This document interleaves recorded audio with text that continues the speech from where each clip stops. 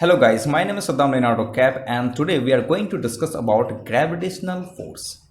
So basically we want to discuss gravitational force, but before going into this concept of gravity, let's first review what are the forces that we have talked about and what kind of concepts we have so far dealt with. This is the Kleppner lecture and we have begun our lecture with the concept of vectors, and we saw that in physics there are two kind of quantities which I have labeled. One is called scalar and other was vector. And then secondly we talked about equations of motion, that there are several kind of equation motion can happen, and these motions were derived from the Newton's laws. The Newton's second law, which stated that F is equal to ma, and through this we have figured out that if F is equal to ma, and if you apply the constant force, for an example, if you are applying the constant force, you can have these following equations like S is equal to ut plus half at square, v square is equal to u square plus 2as, and v is equal to u plus at. These are the kind of equation we are having, but the thing is, I am reminding you, these are the equation you will get if you have particularly force is constant. Means that if there is an object and you are applying this object in the influence of constant force. If you are applying constant force, it means that it will develop an constant acceleration. So the constant acceleration is going to give you the equation of motion, from which you can find out what is the velocity, what is the position at certain time, and what could be the acceleration. Well, we know acceleration is always constant. So this is the very first confusion among the students, that how can we find out this kind of things, like there is an object which is moving in a constant force with some constant acceleration, and suppose there is a drag force is applying on it, means that this drag force is also constant. Then can you find the velocity, or can you figure out that if maybe it is a projectile, what could be its maximum height, what could be the range? Then people are got confused that okay, if it is moving in a projectile motion, again it is an influence of gravity, and suppose somebody is applying a drag force and it is a constant, so still they could not figure out that what kind of equation we are going to use. So I am here telling you that F is equal to ma, and you are having this S is equal to ut plus half at square. These are for constant force. These are the same equation when you simply project any projectile, because it is influence of gravity. Okay, suppose you are throwing an object in upward direction, and still earth is constantly pulling this object with the constant acceleration. If you go too much up, then g will be different, but if g is not too much different, we are not so much in greater height, therefore g is constant.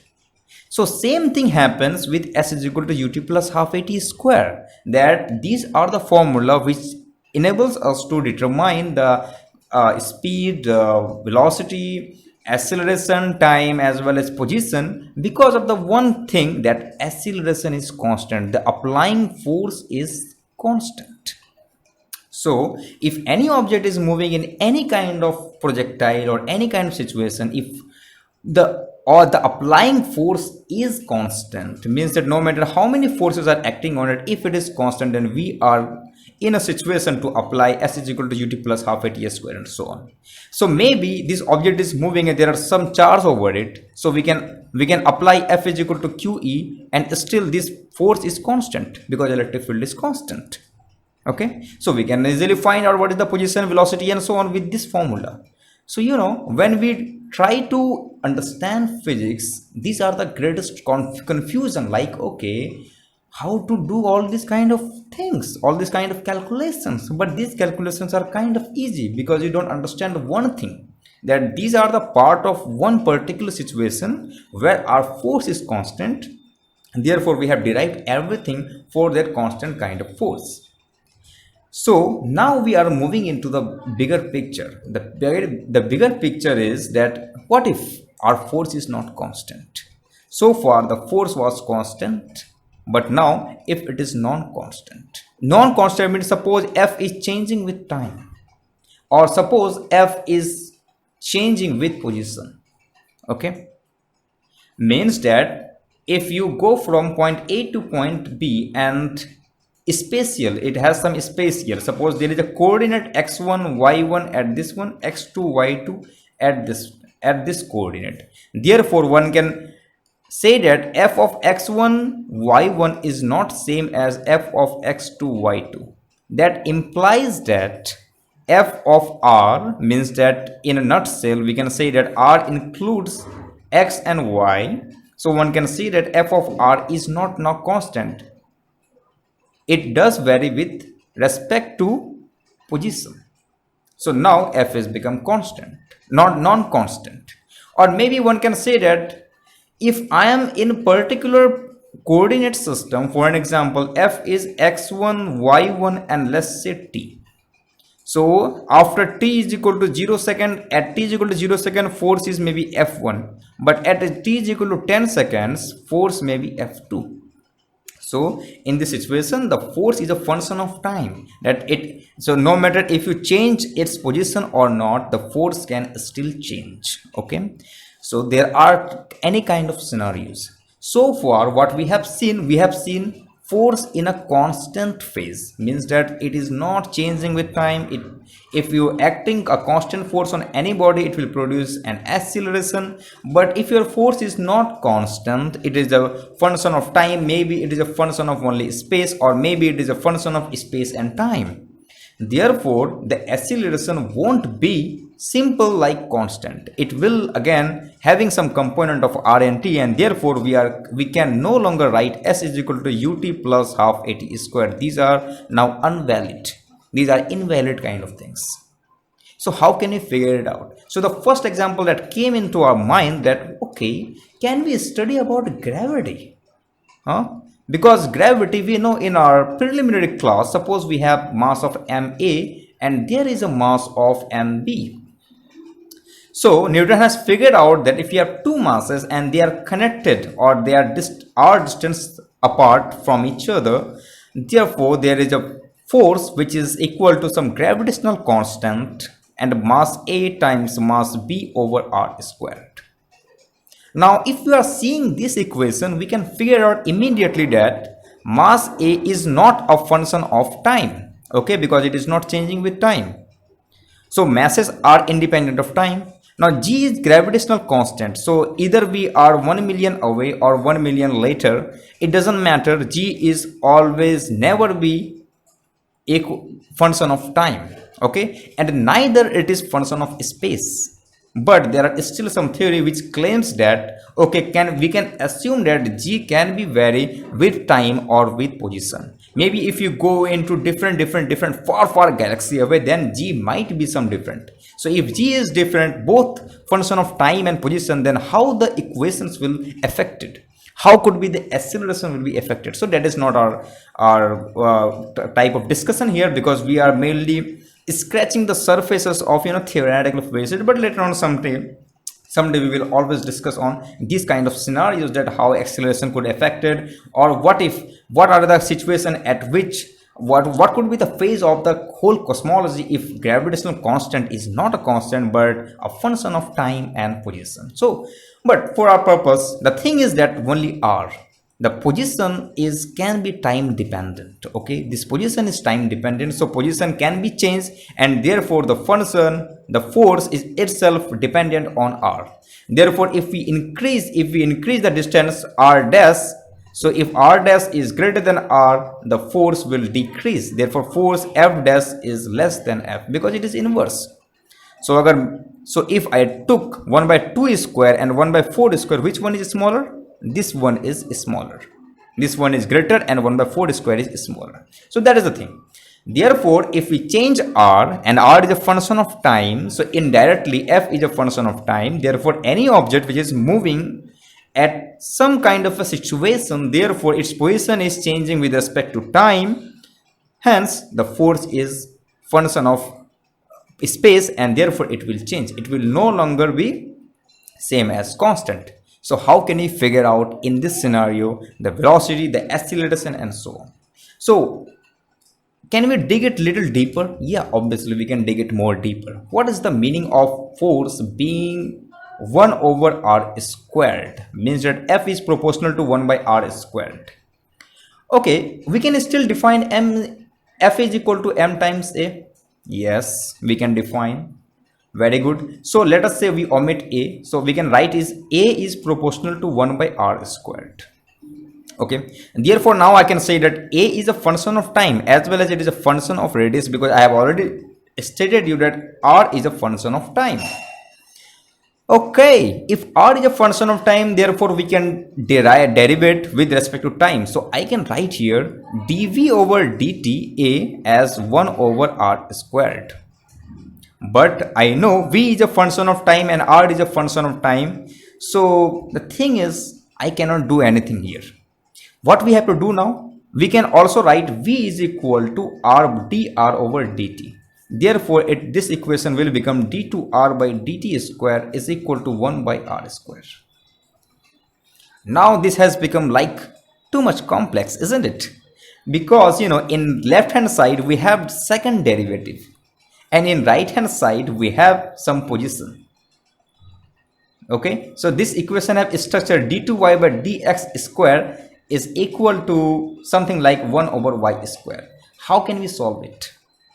Well, this equation is not easy to solve because r is a function of time, and we don't know how to solve higher order differential equation because it is not the first order differential equation. Well, it is again very much difficult, but it is less difficult. dv by dt is equal to 1 by r square is kind of not too much difficult. Okay, then can we do something here? Okay, I will solve this problem later on, but I will show you that okay, how this, if your acceleration is not constant, how it will be so much complex and why it is so much complex. So we have figured out that d2r by dt square. If you think carefully, that you will understand immediately that wow, my god, this is kind of very complex. Okay, this is not a trivial problem to solve it. You cannot write here like okay, can I do it d2r over d2r is equal to 1 by r square dt square, and we can write r2 d2r is equal to dt square, and chalo integrate le lete hain. So let's do some integration. But here you see dt square and here d2r. We can have integration like this, or we can have integration like dx2, but we cannot have integration like this. So this is not easy. Therefore, you need to supply some initial condition and so on, but I don't want to get into it. But can we have some simplified structure of this problem? Yes. dv over dt is equal to 1 by r square. It is a first order equation, and might be we can solve this equation. How? Let us see. So to solve this, let us assume dv over dt is equal to 1 over r square. What we can do, we follow this kind of trick, like we can write dr times dt into dr is equal to 1 over r square. So I can write here dv over dr, and again dr over dt is v 1 over r squared. So we have this following equation, dv integral 1 over r square, let us write here, and dr. So let us say this one is v1 and v2, and therefore this one is r1 and r2. So I can write here half v square means v2 square minus v1 square is equal to minus, what I can write is 1 by r2 minus 1 over r1, isn't it? So you can figure it out how I have written this one.